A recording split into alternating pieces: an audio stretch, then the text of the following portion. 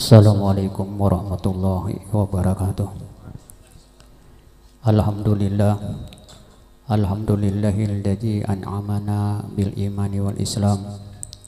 Asyhadu an la ilaha illallah wahdahu la syarika lah malikul a'lam. Asyhadu anna sayyidina Muhammadan abduhu wa rasul sayyidul anam. Allahumma shalli wa sallim ala sayyidina Muhammad wa ala alihi wa sahbihi ajmain, amma ba'du. Mari kita sama-sama memanjatkan puja-puji syukur kehadirat Allah Subhanahu wa taala dengan sebab limpahan rahmatnya, hidayah, inayah serta kudrat dan iradatnya, sehingga kita pada saat ini bisa dikumpulkan kembali dalam rangka untuk mendapatkan ilmu untuk dunia dan akhirat. Salawat dan salam kita haturkan pula kepada junjungan kita Nabi besar Muhammad sallallahu alaihi wasallam beserta para sahabat tabi'in tabi'at ila yaumiddin. Dalam kesempatan ini kita masih berkisar tentang masalah fikih, belum lagi masuk kepada bab tasawuf. Ini berkisar masalah wudu. Jangan wudu, wudu, kita kebanyakan wudu. Waw itu dhammah, wudu. Nah, di sini kita masuk kepada setelah kita minggu-minggu atau bulan yang telah lalu sudah kita pelajari bagaimana mengandak niat, bagaimana membasuh muha, kemudian membasuh tangan, kepala. Nah, ini masuk kepada batis. Ini sedikit cari. Kemudian kaki kiri beserta ka'bain. Arti ka'bain itu buku lali. Jadi buku lali itu dimasukkan untuk dibasuh, jangan dicapat-capat aja, habis selesai. Wahalilhan bihin sir yusra asabi rijlika yumna. Kemudian salah-salai, ini yang sedikit cariwitnya nih. Kemudian salah-salai kaki kanan dengan kelingking. Nih, kalau menurut dalam hukum fikih ini kayak ini nih. Nah, hendak kurang aja ke sungai, suruh jorong itu aja nah. Kanai. Nah itu karena Rasulullah SAW bersabda khalilil asabi kalna la yadkhulun nara, salah-salailah jariji engkau niscaya api tidak akan masuk salah-salah jariji engkau. Hari kita kada tahu basuh aja kalau bilin sihata khutima bi khitamil yusra sampai kita akhir. Jadi terus sampai ke kanan, kaki kiri. Watadkhulul asabi min asfali, kemudian masukkan pulang jari-jari engkau dari bawah. Nah, lalu tangkupakan dada kita nang kaya ini hukum nang kita gawe, cuma hukum kaya ini habis kita berwudu lalu batis lalu tangkupakan jari. Wakul lalu berdoa. Nah ini doanya, Allahumma sabbit kadami ala siratil mustaqim. Ya Allah, tetapkanlah dua kakiku di atas siratal mustaqim. Ma'ahadun illa wariduha, tidak ada satu orang pun yang tidak lepas daripada jalan siratal mustaqim. Kada ada lepas kita, siapapun orangnya kecuali Nabi kita. Maka kita hendaknya berwudu, setelah itu kita berdoa, Allahumma sabit kadami ala syiratul mustaqim. Ya Allah, tetapkanlah dua kaki ulun di jalan syiratul mustaqim. Karena kita tahu sudah bahwasanya bantangan syiratul mustaqim itu dalam satu riwayat naiknya 1000 tahun, mandatarnya 1000 tahun, turunnya 1000 tahun. Siapa yang kada lepas? Bahkan kalau kita membayangkan jalan syiratul mustaqim itu banyak orangnya ada. Kita memandang ke depan api, berpaling ke belakang api, ke kanan api, ke kiri api. Kita berjalan di atas syiratul mustaqim tanpa ada seorang orang pun yang kita lihat. Apalagi kalau dibayangkan ada yang lihat tak gugur kayak apa kita yuk. Kalau seandainya dibayangkan dinampakakan lawan kita oleh Allah, orang-orang nang tergugur, nang terjerumus, nang jatuh dalam siratal mustaqim, baginya emang getar kita. Kita nih, makanya kita berdoa habis berwudu, Allahumma sabit qadami ala siratal mustaqim binar yauma tajulu aqdam, manakala kaki-kaki orang munafik dan orang-orang musyrik tergelincir. Tuh hadapan kita. Warpamaila ansafil sakain, kemudian angkatlah air, artinya ambil air kemudian tumpahkan ke pulang ke landau. Nah habis air tumpahkan pulang ke landau habis berwudu tadi. Nah waraan tikrar salah sampai jami'i af'ali, kemudian jaga ulang-ulang 3 kali dalam perbuatan kita berwudu tadi. Jadi 3 basuh muha 3, basuh tangan 3, basuh kepala 3, basuh betis 3. Semuanya dalam hal kita membasuh anggota wudu ada bacaannya masing-masing. Faida para kata parfa basaraka ila sama, kalau sudah selesai engkau berwudu maka angkatlah mata engkau ke atas langit. Jadi kita disuruh memandang ke atas langit menghadap kiblat. Lalu kata asyhadu an la ilaha illallah wahdahu la syarikalah wa asyhadu anna muhammadan abduhu wa rasuluh subhanakallahumma bihamdik asyhadu an la ilaha illa anta amiltu su'an wa zalamtu nafsi astaghfiruka wa atubu ilaik faghfirli wa tub alayya innaka antat tawwabur rahim. Itu doanya kita. Panjangnya lah aja. Pebin ke 7 nang panjang pang.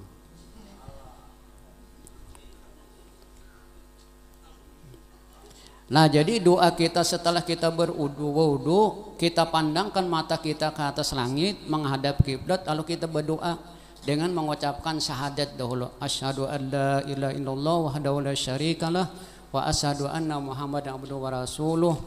Kemudian tarusakan subhanakallahumma bihamdik astaghfiruka wa atubu la ilaha asyhadu an la ilaha illa anta amiltu su'an wa zalamtu nafsi astaghfiruka wa atubu ilaik faghfirli wa tub alayya innaka antat tawwabur rahim.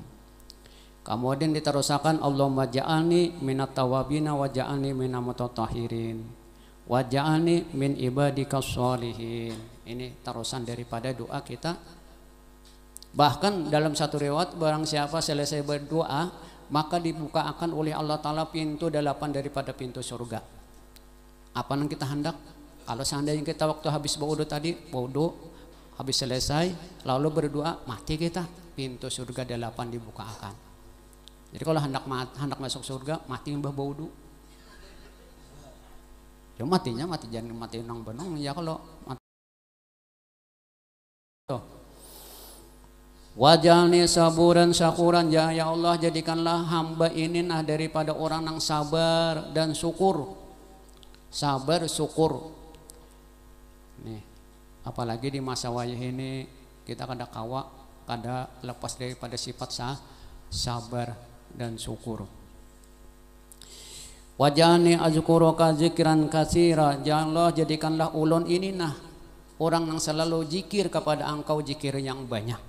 Waktu kita habis selesai wudu tadi, subhana ashabuka biquratan wasila, aku bertasbih akan engkau pagi dan sore.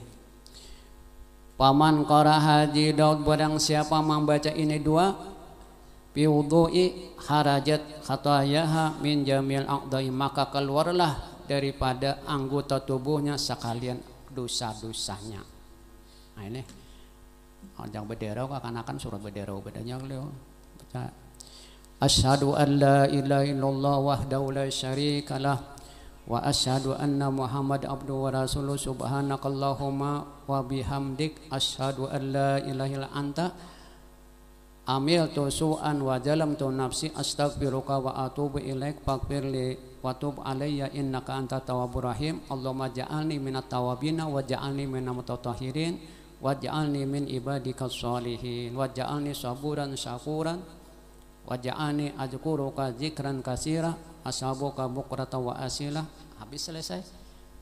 Nah maka orang yang bisa melaksanakan tersebut anggota wudunya daripada inya berwudu habis dosa-dosanya guguran. Kemudian khotima ala wudu'ihi bihatimin, kemudian sudahi dengan wudunya tadi, warafa lahu tahtal arash, dan diangkat baginya di bawah aras. Walam yaja yasabihullahu ta'ala wa yuqaddisu wa yaktubu lahu sawaba dzalika ila yaumil qiyamah. Maka senantiasa bertasbih, Allah mengucapkan tasbih, kemudian Allah Ta'ala mentasbihi kepada orang yang selesai daripada wudunya, dan Allah menulis baginya pahala sampai hari kiamat. Nah, ini. Wajtani fi wudu'ika sab'an, kemudian setelah wudu kita selesai maka jauhi 7 macam perkara. Selesai berwudu itu habis, jangan ada 7 macam perkara ini, maka bisa memakruhakan daripada wudu kita. Di antaranya wala tanfis yadaika, jangan dikaki-pikakan habis berwudu, jangan sakaring-karingnya, tangan jauh jangan dilap. Wala tilm wajhaka wala ra'saka, jangan pulang dipukul-pukulakan ke wajah engkau. Ya kayak tadi. Jangan. Sabah-sabahnya. Dan kepala engkau. Wala tatakallam fi asna'il wudu, jangan pulang bepandi di pertengahan wudu. Gurunum bepandi lawan kawan dihiga bepandi. Nah, ini hukumnya bisa makruh. Wala tajid fi ghasli ala salasi maratin, jangan ditambah-tambah melaksanakan wudu tadi sampai 3 kali aja. Nenek. Wala taksir subbal ma, jangan memperbanyak tumpahan banyu, artinya lebih, bilang hapus aja bekarinah tapi selamber kesan wudu aja. Pada itu hukumnya makruh gitu. Kenapa? Timbul was-was yang ada. Bahkan lil waswasin syaitanun yadhaku, bagi orang yang ada timbul was-was itu syaitan tertawa, senang benar melihat syaitan, melihat orang yang ada was-was. Nah, di dalam kitab ini ada mengatakan syaitan iblis, dianal iblis tis'u auladin, ada bisi anak 9. Katanya mendengar iblis bisa berenakan. Iblis bisa anak 9, masing-masing ada namanya dan masing-masing tugasnya. Di antaranya Hanzab ngarannya. Nah, iblis ini ada bisa anak ngarannya Hamzab. Ini tugasnya was-wasi dalam sembahyang. Was-was dalam sembahyang itu iblisnya adalah anak iblisnya adalah Hanzab. Digudanya kita dalam sembahyang.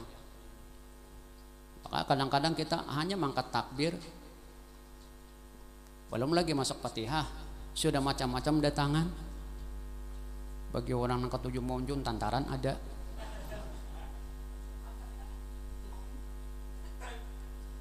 Ayah kalau bagi orang yang berdagang di pasar, kebayangan toko, ayah kayak met. Memang karena ada anak setannya, anak iblisnya yang selalu menggoda kita, ngarannya Hanzab. Kemudian walhan. Nah, walhan ini menggoda di waktu kita bersuci, waktu kita melaksanakan wudu atau mandi, itu walhan itu. Lalu kita hendak berwudu tadi was-was timbul, nawaitu wudu'an, nawaitu wudu'an. Bakiki aja berjam-jam makiki banyu. Sudahnya pulang tapi kada kesandangan 2 lembar sekali wudu aja. Karena timbul was-was. Nah, was-was inilah syaitannya ngarannya walhan. Nah, mengatakan ya walhan, ya walhan, ya walhan. Kemudian jalan bur. Nah, ini jalan bur ini tugasnya menggoda orang berjualan di pasar supaya bersumpah dusta. Oh, nyamit ka deh bang ya kalau lah. Nah, ini jalan bur ini ketujuh menggoda orang nang berjualan di pasar. Ketujuh menggoda supaya orang nang berdagang ini bersumpah dusta.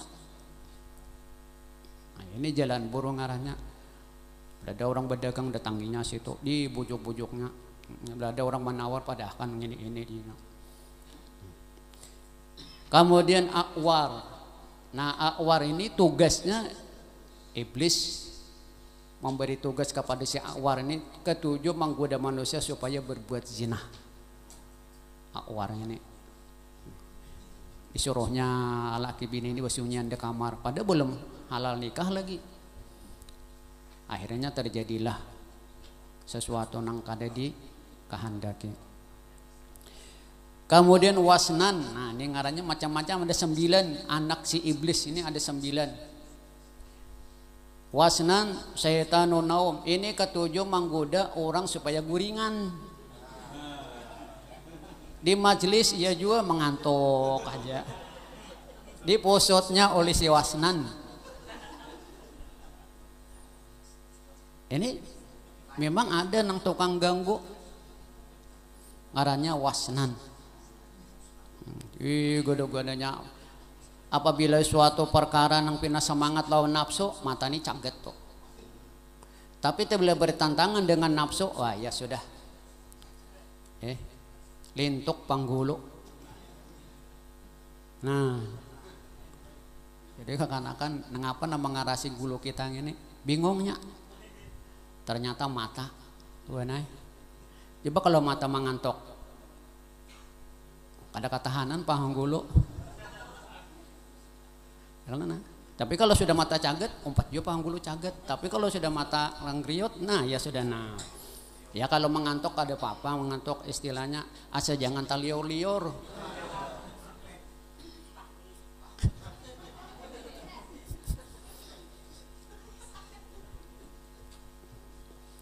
Nah ini syaitannya ketujuh menggoda orang supaya guring. Itu ngarannya wasnan. Kemudian tibir. Nah tibir ini syaitannya musibah. Jadi bila ada orang musibah datang ke situ si tibir ini, mengapa? Supaya orang musibah dapat tadi teriak-teriak. Ada sabar. Ada sabar dengan musibah yang ditimpakan lawan inya. Karena si tibir ini menggoda supaya manusia itu teriak-teriak. Benar kematian laki, kematian bini, berhampas-hampas. Ujian nang kawan sabar. Ingat nang satu, ini nang dua entah tahu ini mati laki wanai. Oh jangan nang kawan, ingat nang satu, artinya ingat nang Tuhan. Sekadang nang ada nang meninggal nang ini, nang kematian ini, sangkan nang itu. Nang itu nang kadede aja sekali jawabannya. Nah ini tibir ketujuh menggoda orang-orang nang dapat musibah supaya kada sabar dan putus asa. Kemudian matun, ada juga ngarannya dasim.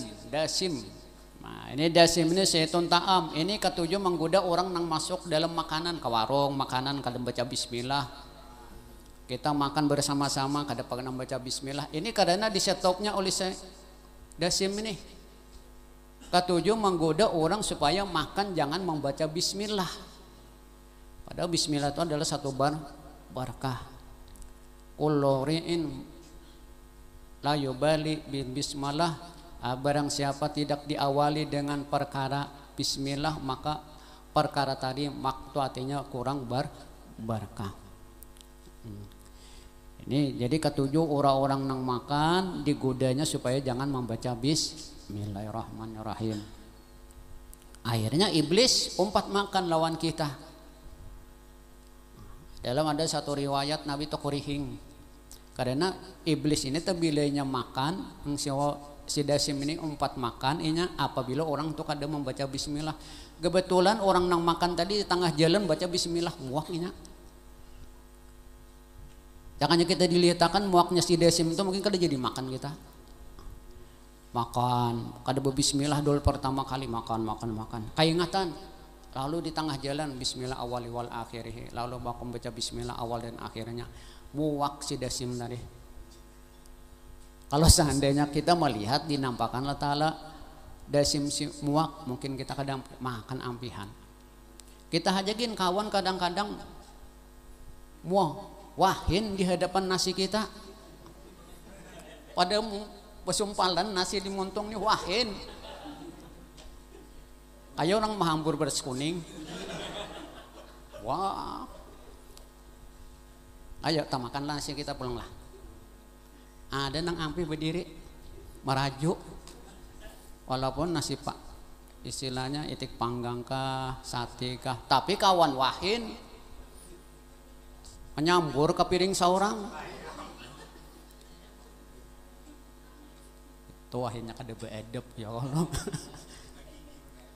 Nah kemudian matun. Nah ini anak iblis ini ngarannya matun sahibul akhbaril kadzib. Katujuh nalinga habar-habar nang dusta. Hok ya kita. Nah ini katujuh nang membisiki manusia supaya memberitahukan habar-habar nang kada pasti. Akhirnya jadi gibah lah. Jadi mengguncing orang nang kada ada kepastian, akhirnya jadi perkara bermusuhan. Nah ini ngadanya simatun. Kemudian yang terakhir abiyat muakalun bil anbiya wal aulia. Ini abiyat ini diwakilkan lawan nabi dan para wali-wali. Cuma para nabi selamatnya godaan daripada si abiyatnya, tapi para wali belum tentu selamat yang godaannya. Nah jadi nang 9 macam ini tugasnya masing-masing.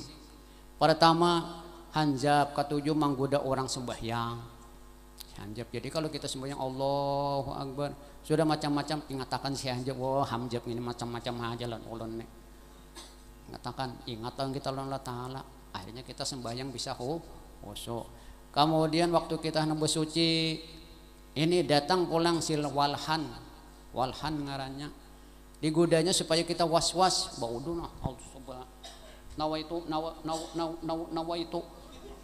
itu aja salawasan ada tabasu-basu muha asal luput aja. Nah ini si walhan ketujuh ini menggoda supaya orang tuh jadi was-was. Al jalan buru. Nah ini ketujuh orang menghiasi perkara pedagang-pedagang di pasar supaya berdusta. Kalau sudah dusta Ra'su junubi al-kajiba, pokok pangkal dosa itu adalah dusta. Kalau kita berdusta itu bakal jadi orang nang bangkrut di akhirat. Kemudian akwar ini ketujuh menghiasi manusia supaya ketujuh berbuat zina. Nah ini remaja-remaja nih ya, kalau akibat pergaulan bebas akhirnya kita nang miris hanya belerangan dibawa babiniannya, duit kadada dibihain berdahulu, lalu kada jadi bejujuran naik apa gibihain tuh doan.